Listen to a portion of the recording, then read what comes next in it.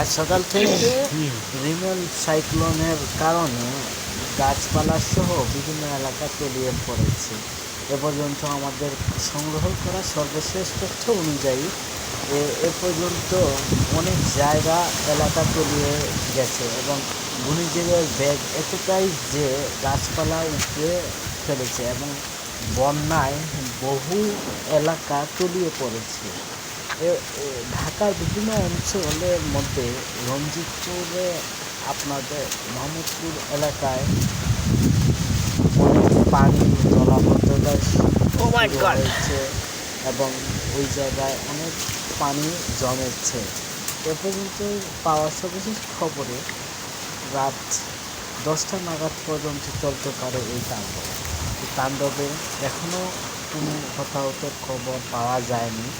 যদি আমরা পেয়ে থাকি আপনাদেরকে সর্বশেষ তা জানিয়ে দেব। এখানে বিভিন্ন শাকসবজি এবং ফসলের ক্ষেত অনেক জায়গায় তলিয়ে গেছে। তলিয়ে যাওয়ার কারণে ফসল ঠিকমতো হচ্ছে না।